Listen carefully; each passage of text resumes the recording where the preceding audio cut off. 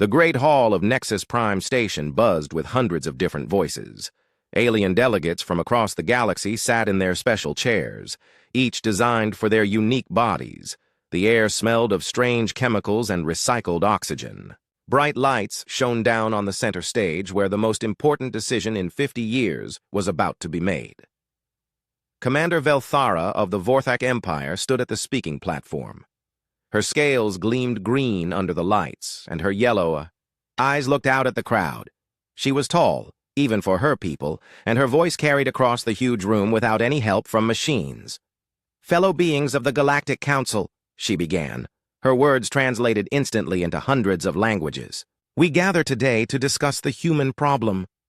A wave of whispers spread through the hall. Everyone knew about the humans. They had appeared in galactic space about 200 years ago with their strange ships and stranger ideas. They had been loud, pushy, and always asking questions that made others uncomfortable. They wanted to trade with everyone, learn everything, and go everywhere. Then, 50 years ago, they had simply vanished. Dr. Crystal, a being made of living crystal from the Zephyrian Collective, stood up next. Light passed through her body in beautiful patterns as she spoke. "The human ships stopped coming to our worlds. Their colonies went dark. Their trade stations fell silent. We sent scout ships to investigate." She paused, letting her words sink in. The hall became very quiet. "What we found," Crystal continued, "was nothing.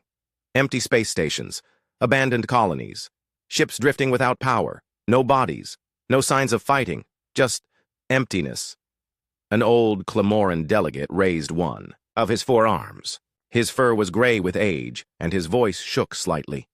"What about their homeworld? Earth?" Commander Velthara's tail twitched, a sign of nervousness among her people. "That is why we are here today. Our long-range sensors show that Earth still exists, but something is very wrong there." She pressed a button, and a huge screen lit up behind her. It showed a blue and green planet floating in space, but the image was fuzzy and filled with static.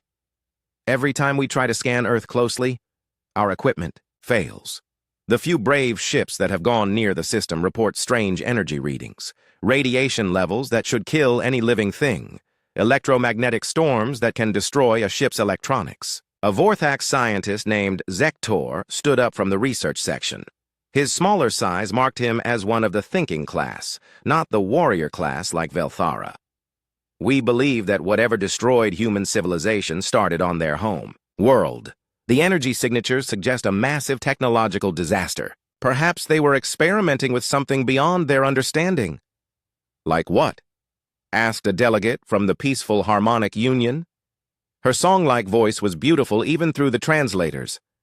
"Antimatter weapons, dimensional manipulation, time experiments. The humans were always pushing the limits of what was safe." Zektor's scales darkened with worry. Whatever they did, it turned their home world into a death trap. The hall erupted in discussions. Some delegates argued in voices too high for others to hear. Some communicated through light patterns or chemical releases. The noise was overwhelming until Velthara slammed her staff on the platform. "Order! We must have order!" When the hall was quiet again, she continued. "The science division has spent 5 years studying this problem. Their conclusion is clear. Earth has become what we call a Class X dead zone. Nothing can survive there. Worse, the dangerous energy it produces could spread to other worlds if we are not careful." Dr. Crystal stepped forward again. "We have records of similar events in galactic history, ancient worlds that became poisoned by their own technology. They remain dangerous for thousands of years. Some never recover. What do you propose we do?" The question came from Ambassador Nexus, speaking for the Trader Guild. His people cared more about profit than anything else, but even they looked worried. Velthara straightened to her full height. "The Galactic Council's Science Division recommends immediate quarantine. We will declare Earth and the entire Sol system off-limits to all galactic traffic. A barrier zone of 10 light-years in all directions will be established. No ship, no probe, no communication will be allowed to enter." "And the humans on other worlds?" asked someone from the back. "There are none," Zektor replied sadly. "We checked every colony, every outpost, every mining station. The humans left everything behind and returned to Earth just before the disaster. We believe they knew what was coming but could not stop it. Perhaps they went home to die with their world. The silence that followed was heavy with sadness. Even species that had not liked humans felt sorry for them. They had been annoying, yes, but they had also been full of life and curiosity. To think of them all dead was hard to accept. A young Vorthak officer named Morgax stood up from the military section.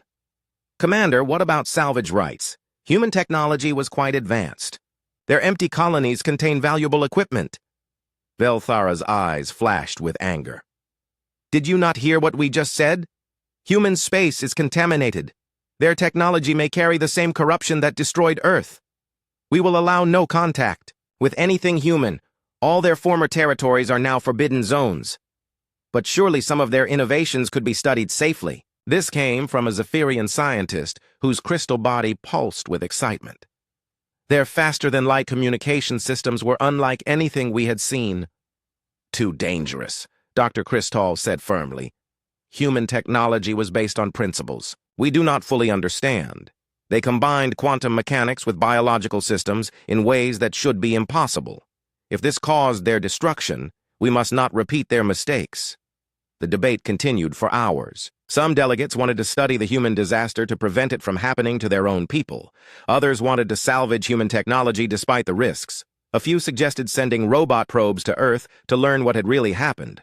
But, in the end, fear won over curiosity. The vote was nearly unanimous. Earth and all human space would be declared dead zones. The Galactic Council would issue warnings to all member species. Trade routes would be changed to avoid the area completely. Even the great star maps would mark the region with symbols of danger and death. As the delegates filed out of the hall, many felt a strange sadness. Humanity had been in galactic space for such a short time, but they had made a big impression.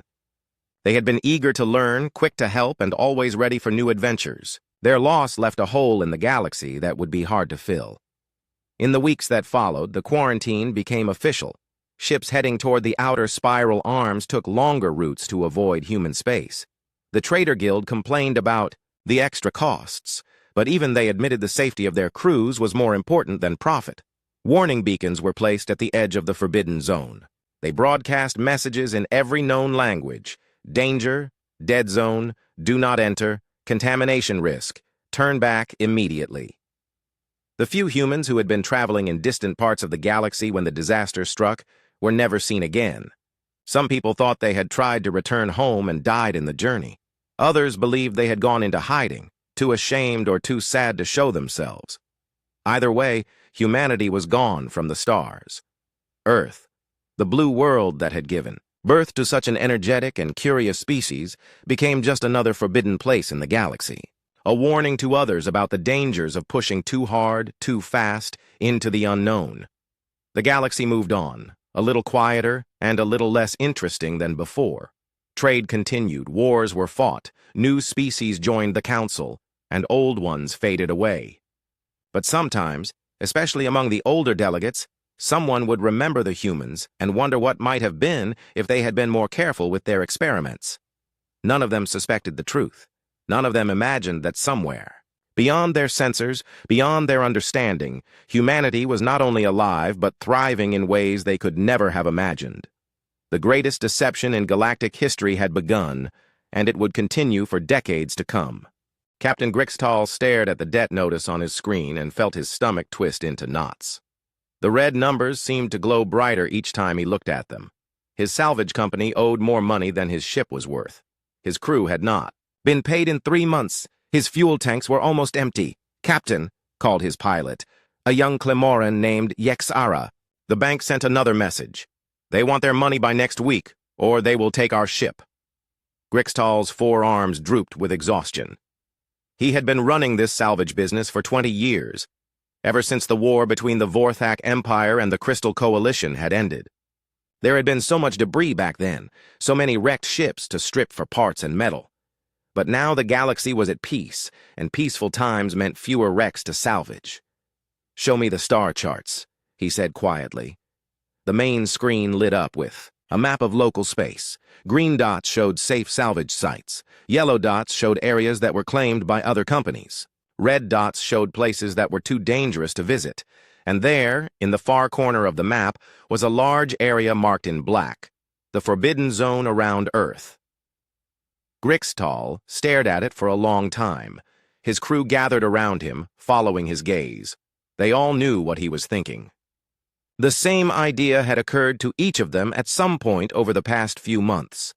14 years, whispered Dexera, his engineer. She was the smallest member of the crew, but also the smartest. 14 years since they declared it off limits. The humans had good technology, added Bexlock, the muscle of the group. His scars showed he had fought in several wars before joining the salvage business. Their computers were faster than anything we had. Their ships could travel further without stopping. Yexara pulled up more detailed charts. Look at this. The humans had mining stations all through that system, orbital platforms around their gas giants, manufacturing facilities on their moon, all of it just sitting there empty. Empty and radioactive, Grixtal reminded them, but his voice did not sound as sure as his words. The radiation warnings came from long-range scans, Dexera said slowly. Old scans, 14 years old. What if the radiation has faded? What if it was never as bad as they thought? Grixtal called up the official reports from the Galactic Council. He had read them many times before, but now he looked at them with different eyes. The language was careful, full of words like appears to be, and readings suggest, and preliminary data indicates. They never sent a probe, he realized suddenly. Look at this. All their information came from ships that never got closer than the outer system. His crew looked at each other. The same thought was growing in all their minds.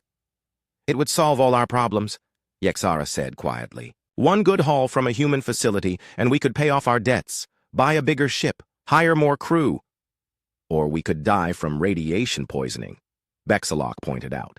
But even he did not sound completely against the idea. Grixtal walked to the front of the bridge and stared out at the stars. His ship, the Lucky Break, was not much to look at. Her hull was patched in dozens of places. Her engines made strange noises when they pushed too hard, but she was fast, and she was his. Dexara, he said finally. How much fuel do we have? Enough. For one more long-range trip. After that, we are stuck wherever we end up. And our radiation shielding? It is old, but it still works. Good enough to protect us from solar flares and cosmic rays. Maybe good enough to protect us from whatever is around Earth.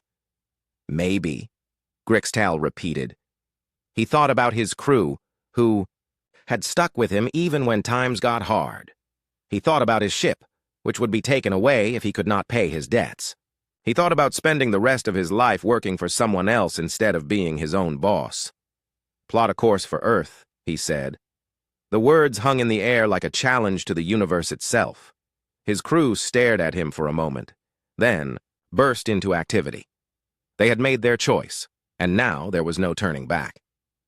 The journey took 6 days. They traveled through empty space, far from the usual shipping lanes. No other ships came near them. No one sent messages asking where they were going. It was as if they had fallen off the edge of the galaxy. On the 5th day, they reached the outer edge of the Forbidden Zone. Warning beacons floated in space around them, broadcasting their messages of danger in every language. Danger. Dead zone. Do not enter. Contamination risk. Turn back immediately. Turn off the receivers, Grixtal ordered. I do not want to hear it anymore. They pushed deeper into the system, past the orbit of the outermost planet, past the gas giants with their rings of ice and rock, past the asteroid belt where human miners had once worked. Their sensors stayed quiet. No radiation alarms, no contamination warnings, just empty space and distant stars.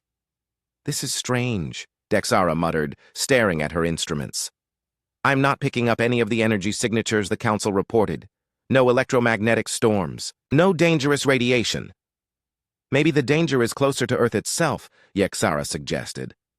As they got closer to the inner system, their excitement grew. They could see the ruins of human civilization on their screens. Orbital platforms hung dark and silent around the outer planets. Mining ships drifted without power in the asteroid fields. Space stations turned slowly in the void, their lights long since gone out. Look at the size of some of these facilities, Bexalock said in amazement. The humans built big. And they built a lot, added Dexara. There is enough salvage here to keep us busy for years. But as they approached Earth itself, something began to feel wrong. The planet looked normal on their screens. Blue oceans, white clouds, green and brown continents. No signs of destruction, no radiation clouds, no poisoned atmosphere. Run a detailed scan, Grixtal ordered. Dexara worked at her console for several minutes. When she looked up, her face was confused and worried. Captain, this makes no sense. The planet reads as perfectly normal. Breathable atmosphere, normal radiation levels. I am even picking up what might be vegetation. That is impossible, Yexara said. The report said Earth was a wasteland. The reports were wrong, Grixtal said grimly. The question is, why were they wrong? They moved closer until Earth filled their main screen. It was beautiful, more beautiful than any world Grixtal had ever seen, and it was definitely not dead.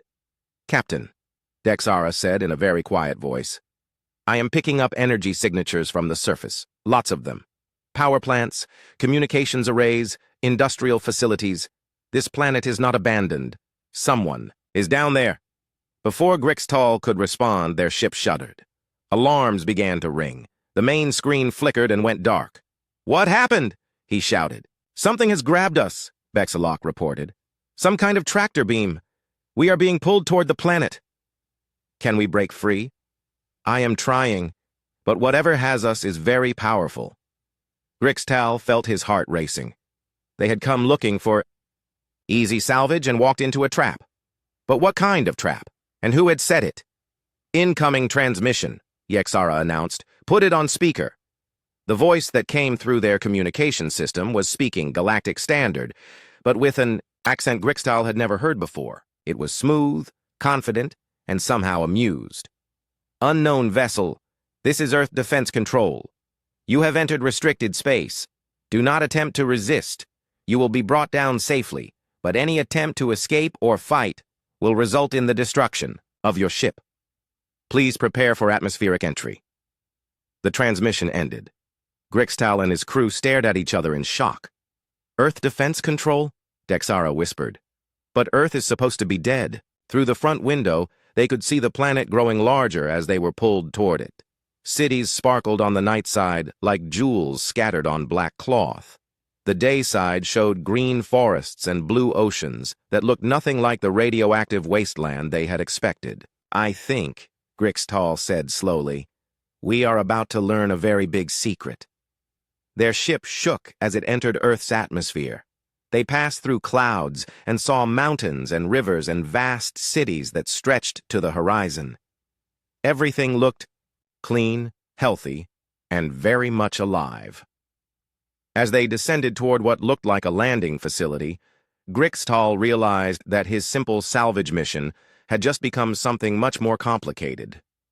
They had come to pick over the bones of a dead civilization, and instead found themselves prisoners of a very living one. The last thing he saw before their ship touched down was a group of figures waiting for them on the landing pad. They were walking on two legs, had two arms, and looked exactly like the humans that were supposed to be extinct.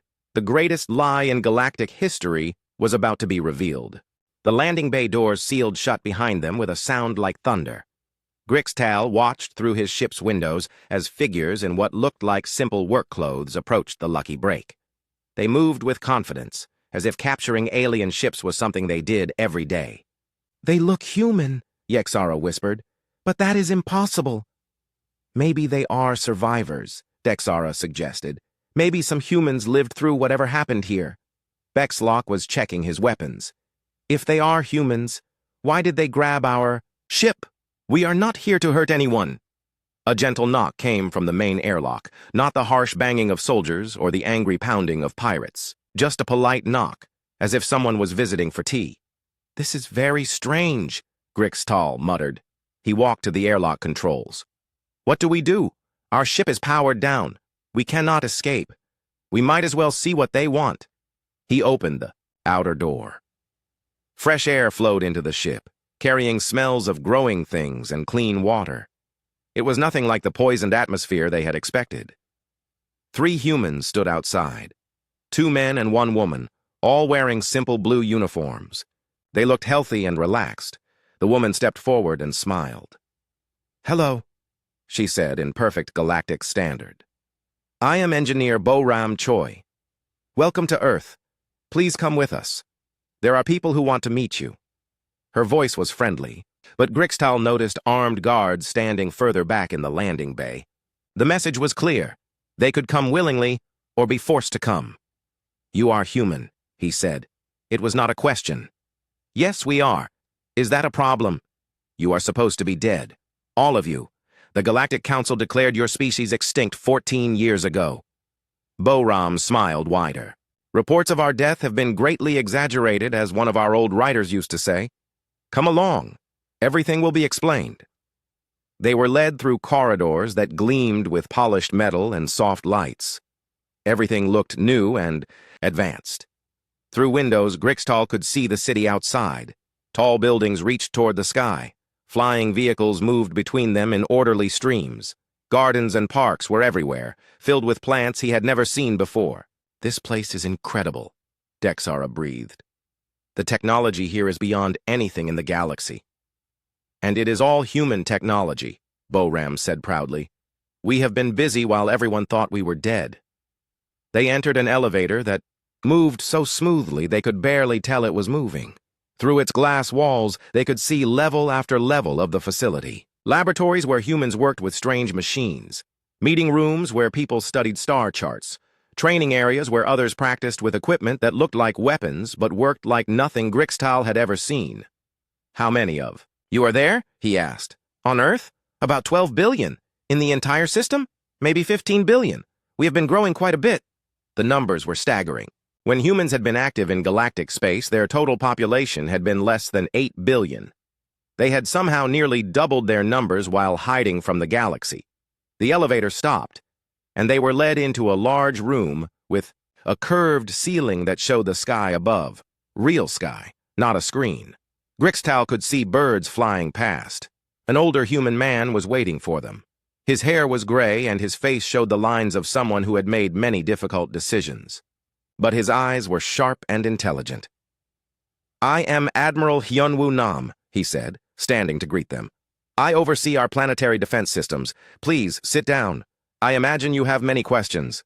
They sat in comfortable chairs around a low table. A younger human brought them drinks that smelled wonderful and tasted even better. "The first question," Grixtal said, "is why are you alive when the galaxy thinks you are all dead?" Admiral Nam leaned back in his chair. "Because we wanted them to think that. 50 years ago, we made a choice. We could continue to be part of galactic civilization, following the Council's rules and limitations, or we could disappear and find our own path. But why? Humans seem to enjoy galactic civilization. You were traders, explorers, diplomats. We were also watched, controlled, and limited," the Admiral said, his voice becoming harder. "Do you know what the Council told us when we first joined? They said we were too young, too aggressive, too curious. They gave us a list of technologies we were not allowed to develop, star systems we were not allowed to explore, questions we were not allowed to ask." Dexara shifted uncomfortably. She knew the Council often did this with new species. It was supposed to be for their own good, to keep them from developing too quickly and making dangerous mistakes. "The Council said it was for our protection," Admiral Nam continued. "But we began to suspect it was for their protection.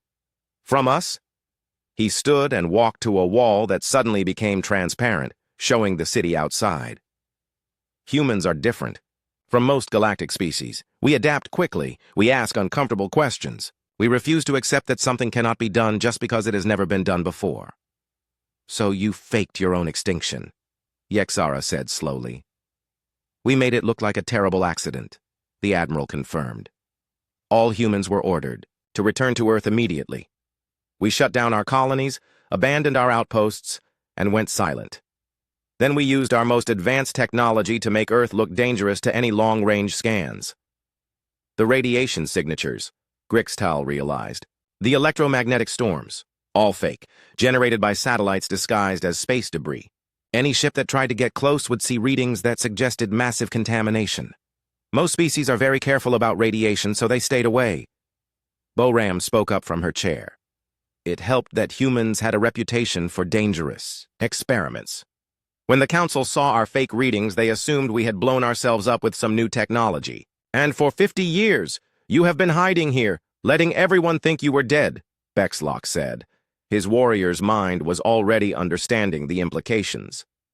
While you developed new weapons, new ships, new ways to fight, Admiral Nam turned back to them. Not just to fight, to survive.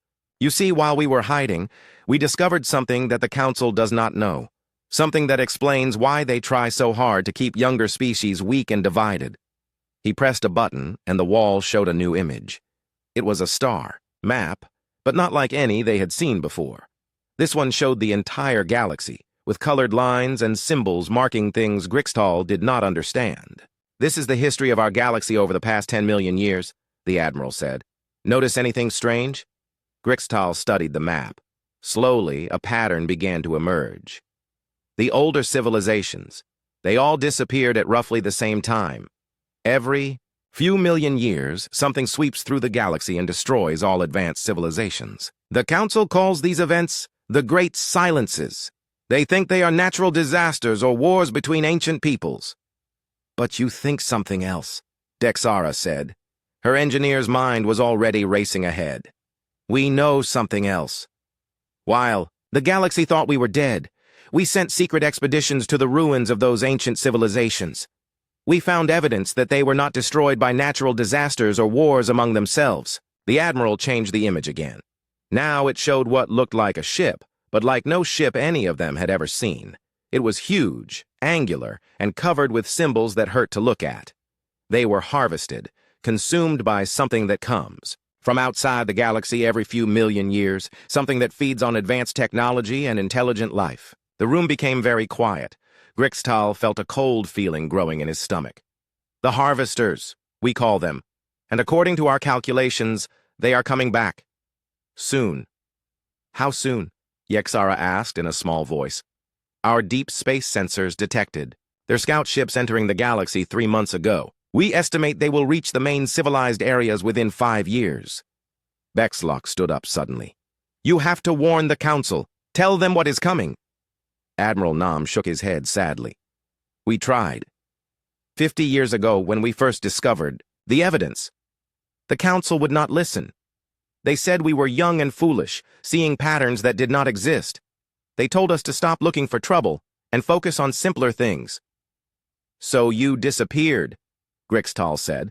Understanding now, you hid to prepare for what was coming, and to decide what to do about it. You see, we face a choice. We could reveal ourselves and try to unite the galaxy against the harvesters, or we could stay hidden and let the galaxy face its fate while we try to survive alone. What have you decided? Admiral Nam looked out at the city again. We have not decided yet. That is why you are here. You are the first outsiders to discover our secret. What we do with you may determine what we do with the galaxy. Boram leaned forward. We could let you go, with your memories erased. You would wake up in space with no idea how you got there. Or we could keep you here as guests until we decide what to do. Or, Grixtal prompted, or we could tell you everything and ask you to help us make the most important decision in galactic history. Admiral Nam turned back to them. In 5 years, the harvesters will arrive. The galaxy is not ready for them. The Council keeps all the species weak and divided, just as the harvesters like it. Only united with technology beyond what currently exists do we have any chance of survival. He walked to the table and looked directly at each of them. So what do you think? Should humanity reveal itself? 3 days later, Grixtal and his crew found themselves deep underground, riding in a transport that moved faster than anything they had ever experienced. The tunnel walls flew past in a blur as they traveled beneath the Pacific Ocean toward what Admiral Nam had called the Archive. We built this facility in secret, explained Dr. Yunji Han, the human scientist sitting across from them. She was younger than the Admiral, but her eyes held the same serious weight. It contains everything we discovered about the harvesters during our 50 years of hiding. The transport slowed and stopped at a station carved from solid rock. They stepped out into a vast underground complex that stretched further than Grixtal could see. Thousands of humans worked at stations filled with strange equipment. Walls were covered with images, charts, and symbols that made his head hurt to look at. "This is incredible," Dexara whispered. "How long did it take to build all this?" 43 years, Dr. Han replied. "We started construction the moment we discovered the first Harvester ruins. We knew we would need a place to store and study everything we found." She led them to a large chamber where the walls were covered with star maps. But these maps were different from any they had seen before. Instead of showing current galactic civilization, they showed the galaxy as it had been millions of years ago. "Our first breakthrough came 20 years ago," Dr. Han began. "We found ruins on a dead world in the Outer Rim. The beings who lived there had been advanced far beyond current galactic standards. They had faster-than-light travel that did not require the Council's guild systems. They had conquered disease and aging. They had technology that could reshape matter at the atomic level." She pointed to a section of the map marked in red. This was their empire. 3 million years ago, they controlled over 10,000 star systems. They had a population in the trillions. They should have been unstoppable. "What happened to them?" Yexara asked. "The same thing that happened to every advanced civilization in galactic history. Watch." The wall showed an animation of the ancient empire. For a moment, everything looked normal. Then dark shapes appeared at the edge of the galaxy. They moved inward like a wave of destruction, and wherever they passed, the lights of civilization went out. The harvesters came from outside our galaxy, Dr. Han continued. They swept through civilized space in less than 50 years. When they were done, nothing remained but empty worlds and broken ruins. Bexlock studied the animation with a warrior's eye. "How did they fight? What weapons did they use?" "That is the terrifying part. As far as we can tell, they barely fought at all. The harvesters did not destroy through violence. They harvested through absorption.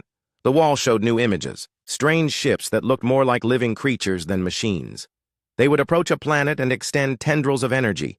Everything they touched would simply disappear, drawn into the ships like water being sucked up by a sponge. They consumed technology, Dr. Han explained, but not just machines. They absorb the knowledge and experience that created the technology. They feed on the intelligence and creativity of living beings. That is why the Council keeps species weak, Grixtal realized. If civilizations never become too advanced, the harvesters will not come. Exactly. The Council may not consciously know about the harvesters, but their policies follow the same pattern we found on dozens of dead worlds. Keep civilizations divided, limit their technology, prevent them from asking dangerous questions. The harvesters prefer their prey to be helpless. They moved to another section of the archive, where human scientists were working with artifacts that clearly did not come from any known species. The objects seemed to shift and change as Grixtal watched them, as if they existed in more than 3 dimensions. "We have recovered harvester technology from 7 different dead civilizations," Dr. Han said. Each time the local species tried to fight back using the harvesters' own weapons against them. None succeeded. "Because the harvesters can absorb any technology they encounter," Dexara said, her engineer's mind working through the problem. "Using their weapons against them just makes them stronger." "Precisely. But humans think differently than most species. Instead of trying to copy harvester technology, we have been developing something completely new, something they have never encountered before." She led them to a sealed chamber where a single human sat in front of a device that looked like a combination of machine and living organism. The human's eyes were closed, but lights pulsed through the device in complex patterns. "This is Jin Wu, Park," Dr. Han said quietly. "He is one of our best quantum biological interface specialists. He is currently connected to our experimental defense grid." "What does that mean?" Bexlock asked. "Human technology has always been different because we combine mechanical systems with biological ones. Our computers use both silicon and organic neural networks. Our ships have both engines and biological control systems. The harvesters have never encountered anything like it." The patterns of light in the device grew brighter, and Jin Wu opened his eyes. When he spoke, his voice seemed to come from the machine as well as his mouth. "The outer sensor grid reports normal space traffic in all sectors," he said. "No harvester signatures detected. But the deep-range probes are picking up gravitational anomalies in the void between galaxies. They are getting closer." Dr. Han nodded grimly. How much time do we have? At current approach speed, the main harvester fleet will reach the Galactic Rim in 4 years and 7 months. The advanced scouts are already inside our galaxy. Have they detected anything yet? Unknown. They are moving through uninhabited systems, cataloging star patterns and planetary configurations. Standard harvesting preparation. Jin Woo closed, his eyes again, and the lights in the device faded. When he looked at them again, his voice was his own. I apologize for the strangeness, he said to Grixtal's crew. The bioquantum interface takes some getting used to, but it allows us to process information in ways that pure machines cannot. This is how you plan to fight them? Yexara asked. With technology they cannot understand? Fighting them directly would be suicide, Dr. Han replied. But we might be able to hide entire civilizations from them. Our bioquantum systems can create false readings that are far more sophisticated than the simple tricks we use to fool the Council. We could make whole star systems appear empty while their populations remain safely hidden. They spent the next hour touring the archive, seeing wonders that would have seemed like magic to any other species in the galaxy. Humans had indeed been busy during their 50 years of hiding. They had developed technology that was decades ahead of anything the Council possessed. But as impressive as it all was, Grixtal could see the problem that worried the humans. They had the tools to hide from the harvesters, maybe even to fight them. But they were only one species, with a population of 15 billion spread across a single star system. The galaxy they would need to protect contained hundreds of species and trillions of lives scattered across thousands of worlds. You cannot save everyone by yourselves, he said to Dr. Han as they finished the tour. No, we cannot. That is why we face such a difficult choice. If we reveal ourselves to the galaxy, we can share our technology and knowledge. United, all the species working together might have a chance against the harvesters. But the galaxy rejected us 50 years ago. They called us too young, too dangerous, too different. If we appear now, claiming to have solutions to a threat they do not even know exists, will they listen? Or will they see us as invaders trying to take control? Bexalok growled low in his throat. Some will listen, others will fight. There will be wars before anyone agrees to work together. And wars take time we do not have, Dr. Han agreed. While the galaxy argues about whether to trust us, the harvesters will arrive and consume everyone. They returned to the surface as the sun was setting over the Pacific Ocean. From the observation deck of the facility, they could see the lights of other cities in the distance. Flying vehicles moved between floating platforms that had not existed when humans were part of galactic civilization. There is another option, Grixtal said slowly. You could save who you can and leave the rest. We have considered that, Dr. Han admitted. We could reveal ourselves to selected species, the ones most likely to listen and adapt quickly. We could bring them here to Earth or to other hidden colonies we have established. How many could you save that way? Maybe 1 billion. Perhaps 2 billion if we pushed our resources to the limit. The number hung in the air between them. 2 billion lives saved out of trillions. It was better than nothing, but it was also a form of abandonment that went against everything humans claimed to believe. In our old stories, Dr. Han said quietly, humans were often called the shepherds of other species. We felt responsible for protecting those who could not protect themselves. But what do you do when the flock is too large and scattered, and the wolves are already at the gate?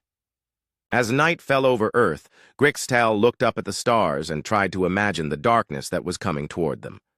Somewhere out there, beyond the rim of the galaxy, ancient machines were preparing to harvest everything he had ever known.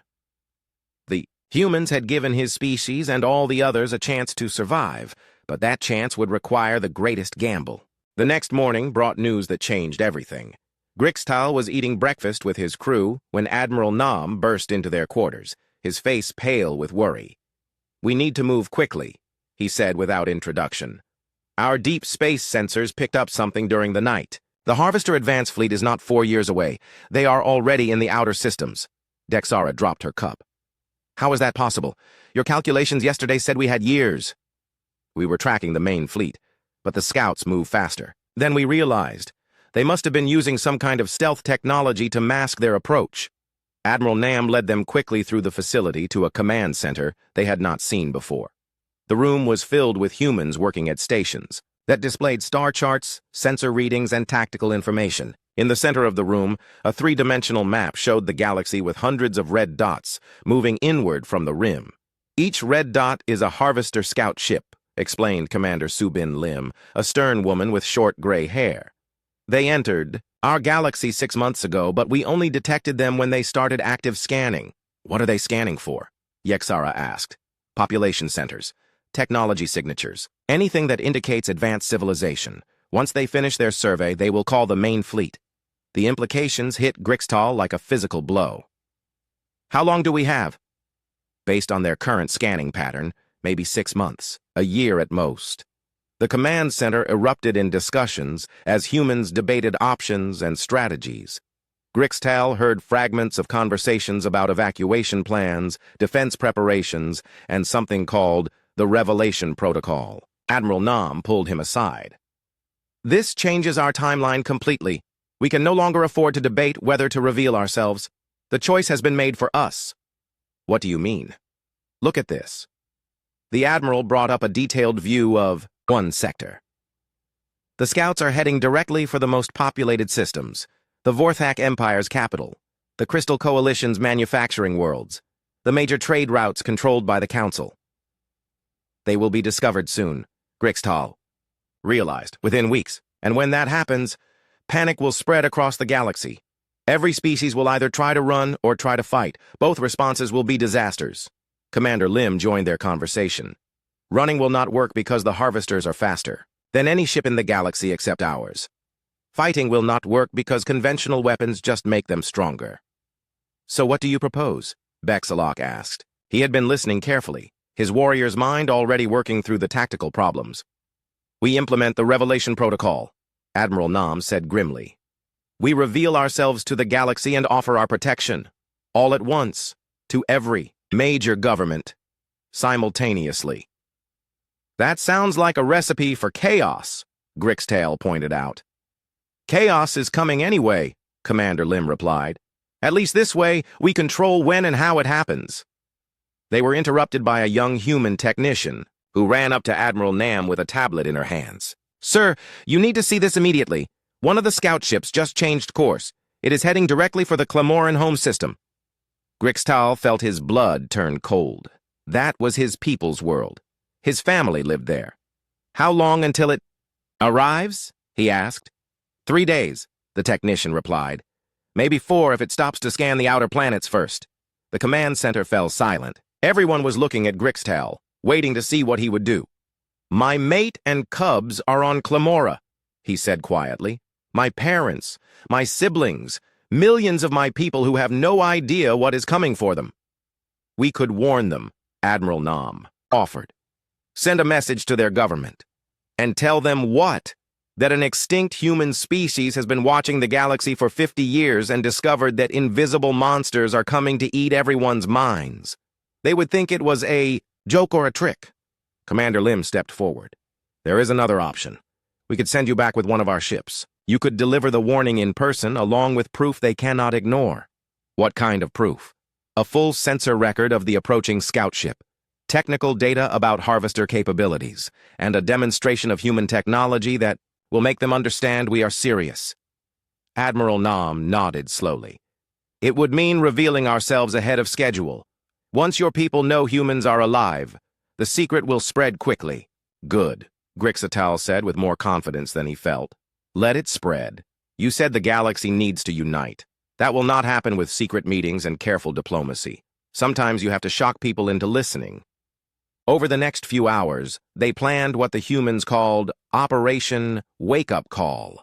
A small fleet of human ships would escort the Lucky Break back to Clamoran space. They would arrive just ahead of the Harvester Scout and demonstrate their advanced technology to the Clamoran government. We will not just tell them about the threat, Admiral Nam explained. We will show them how to fight it. Our bioquantum systems can create shields that Harvester weapons cannot penetrate. Our hybrid technology confuses their absorption abilities. And if my people do not believe you? Grixtal asked. Then we will protect them anyway, Commander Lim said firmly. When the Harvester Scout arrives, it will find a very unpleasant surprise waiting for it. As they prepare to leave Earth, Dr. Han gave them a device no larger than Grixtal's hand. "This contains everything," she said. "Complete records of our discoveries about the harvesters, technical specifications for our defensive technology, detailed plans for uniting the galaxy against the threat, and instructions for building the quantum biological interfaces that make our systems work." "Why are you trusting us with this?" Dexara asked. "Because time has run out for careful planning," Dr. Han replied. "We need every species in the galaxy to understand what is coming and how to prepare for it. This information must spread as quickly as possible." The journey back to Clamoran space took 2 days in the human ships. Grixtal had never traveled so fast or so smoothly. The human vessels moved through space like living things, responding to their pilot's thoughts as much as their controls. "Your technology really is different from ours," Yexara observed, watching the pilot of their escort ship. The human was connected to her vessel through a headset that pulsed with the same bio-quantum lights they had seen in the archive. "Different enough that the harvesters have never encountered anything like it," confirmed Captain Min Young Song, the young woman commanding their escort. "That gives us an advantage, but only if we can convince everyone else to adapt our methods quickly." They dropped out of faster-than-light travel at the edge of Clamoran space, just as their sensors detected the approaching Harvester Scout. It was still 2 days away, but its signature was unmistakable once you knew what to look for. "Send a priority message to the Clamoran Defense Force," Grixtal ordered his crew. "Tell them Captain Grixtal of the salvage vessel Lucky Break requests immediate emergency conference with High Command. Tell them I have information about a threat to the home world that requires immediate action." "Should I mention the humans?" Yexara asked. "Not yet. Let me break that news in person." As they flew toward Clemora, Grixtal looked back at the human ships following them. In a few hours, the galaxy's greatest secret would be revealed. The deception that had lasted 50 years would end, and a new chapter in galactic history would begin. He only hoped they were not too late. The human ship captains were in constant communication with Earth, receiving updated intelligence about harvester movements throughout the galaxy. More scout ships were being detected every hour.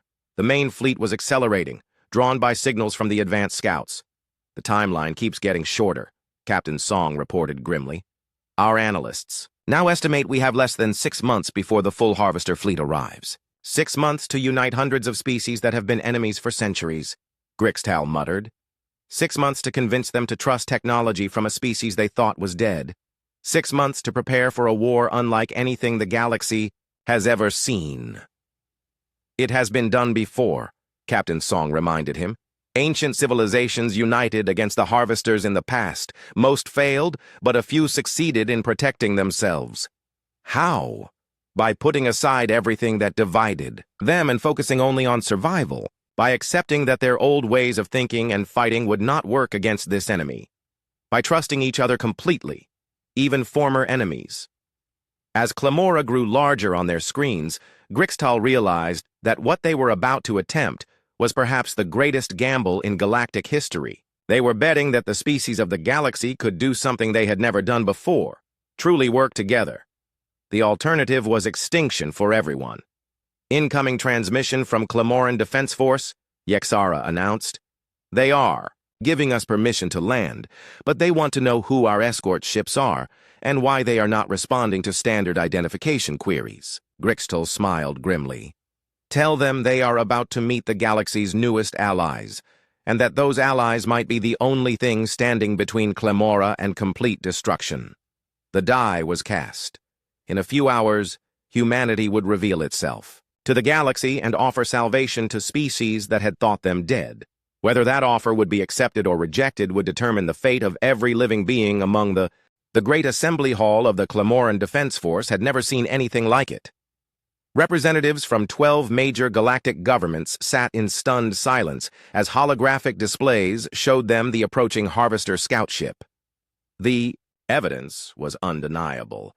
Something alien and hostile was heading directly for their world. But even more shocking than the threat itself was the source of the warning. "Let me understand this correctly," growled General Thexara, the senior Clamoran military commander. "You claim that humans who have been dead for 50 years are actually alive and have been hiding this information from the galaxy?" Captain Min Young Song stood calmly at the center of the room, her human features drawing stares from every delegate present. That is correct, General.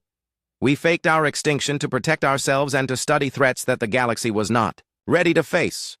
And now you conveniently appear just as this supposed threat arrives, sneered Ambassador Crixnall of the Vorthak Empire. How do we know you are not the threat? How do we know this is not an elaborate human invasion plan? Before Captain Song could answer, the hall's alert systems began blaring. A technician ran to General Thexara with urgent reports. Sir, our outer sensors are detecting something approaching from deep space. The signature matches exactly what the humans showed us. How long until it arrives? The general asked. 6 hours, sir. Maybe less. The room erupted in panicked discussions. Some delegates demanded immediate evacuation of the planet. Others called for battle fleets to be assembled. A few suggested trying to communicate with the approaching vessel. Captain Song raised her voice above the chaos. General, with your permission, I would like to demonstrate how we propose to deal with this threat. You want to fight it? One human ship against an unknown alien vessel. Not fight it, Captain Song corrected. Capture it. The delegates fell silent again. The idea of capturing something that had traveled from outside the galaxy seemed impossible. Our technology is specifically designed to counter harvester abilities, she explained. While they can absorb and adapt to most forms of energy and matter, they cannot process our bioquantum systems. General Thexara looked at the tactical displays showing the approaching scout ship. It was still hours away, but already their sensors were having trouble maintaining a clear reading. The vessel seemed to shift and flicker, as if it existed, partially in another dimension. What do you need from us? He asked finally. Permission to engage the scout ship in your system, and a promise that you will listen to what we learn from it. The general looked around the room at the other delegates. Fear was written on every face, regardless of species. Whatever was coming toward them felt wrong in a way that made every instinct scream danger. You have permission, he said. 3 hours later, the human escort fleet moved into position between Clamora and the approaching scout ship. From the planet's surface, billions of beings watched their screens as something unprecedented unfolded in their skies. The Harvester scout ship emerged from faster-than-light travel, like a wound in space itself. It was not built like any vessel in galactic databases. Instead of metal and composites, it seemed to be made of crystallized darkness that hurt to look at directly. It is beautiful, whispered Dr. Crystal, the Zephyrian representative who had arrived just hours before. And terrible. It is scanning the planet, reported Captain Song from her ship. Looking for population centers, technology signatures, anything that indicates an advanced civilization worth harvesting. On the tactical displays, energy tendrils reached out from the scout ship toward Clamora, but instead of reaching the planet, they struck an invisible barrier that suddenly blazed with bioquantum light. Shield grid is holding, Captain Song announced. The scout ship cannot penetrate our defenses. It is trying to adapt, but our hybrid technology is confusing its absorption algorithms. The scout ship began to change shape, growing larger and more angular as it tried different approaches to break through the human shields. But every attempt failed. Now for the difficult part, Captain Song said. We are going to capture it. What followed was unlike any space battle in galactic history. The human ships did not fire weapons in any conventional sense. Instead, they projected fields of bioquantum energy that wrapped around the scout ship like a net made of living light. The harvester vessel fought back, but its weapons simply dissolved when they touched the human energy fields. Its attempts to absorb the attacking energy only seemed to make the field stronger. Within an hour, the scout ship was completely contained, held motionless in a cage of human technology. Impossible, breathed Ambassador Crixnall. How did you do that? The harvesters are designed to consume and adapt to pure technology or pure biology, Captain Song explained. But our systems combine both in ways that their programming cannot understand. To them, we are neither fully artificial nor fully organic, so their absorption abilities cannot lock onto us. The captured scout ship was brought to a safe distance, from Clamora, where human technical teams began studying it. What they found confirmed their worst fears and their greatest hopes. The scout has been cataloging civilizations throughout the galaxy for months, reported Dr. Sang-Ho Moon, who had arrived with a team of human scientists. It has detailed information about every major population center, every industrial facility, every military installation. But it has not transmitted this information yet, added Captain Song. Scout ships gather data first, then send everything to the main fleet in a single, compressed burst. We intercepted it just in time. General Thexera studied the reports with growing alarm. How many more scouts are out there? Our latest estimates suggest over 200 spread throughout the galaxy. Most will complete their surveys within the next few months, and then they will call the main fleet, thousands of harvester vessels that make this scout ship look like a toy. They will arrive within a year of the signal and begin the harvest of all galactic civilization. The weight of this information settled over the assembled delegates like a physical force. Everything they had known, everything they had built, every world they called home was scheduled for destruction. "What do you propose we do?" asked Dr. Crystal quietly. Captain Song activated a new holographic display that showed the entire galaxy. "We propose the largest joint operation in galactic history. Every species, every government, every military force working together under unified command." "Human command," Ambassador Crixnall said suspiciously. "Command by whoever can do the job," Captain Song replied firmly. "We will share our technology freely with any species willing to adapt it. We will provide training, resources, and support, but we will not force anyone to participate." "And if we refuse?" the Vorthak ambassador asked.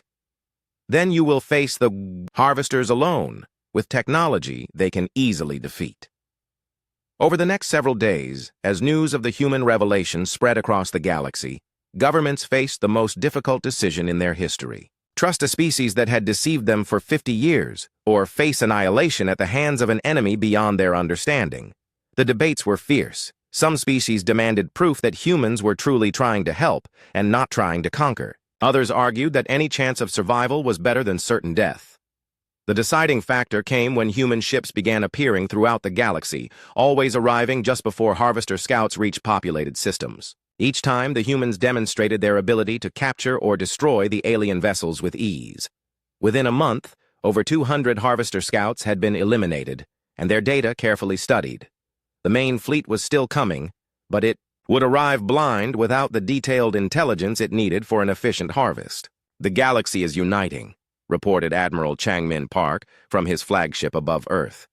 "Slowly, reluctantly, but it is happening. Vorthak battlecruisers are being fitted with human shield generators. Zephyrian scientists are learning bioquantum programming. Even the Clemoran salvage fleets are being converted into rapid response units." President Sang-Ho Moon looked out at the stars from his office in Seoul. "How much time do we have? Our best estimates give us 8 months before the main harvester fleet arrives. Maybe 10 months if we are lucky." "Is it enough time?" "It has to be. We are teaching the galaxy to fight as one people instead of hundreds of separate species.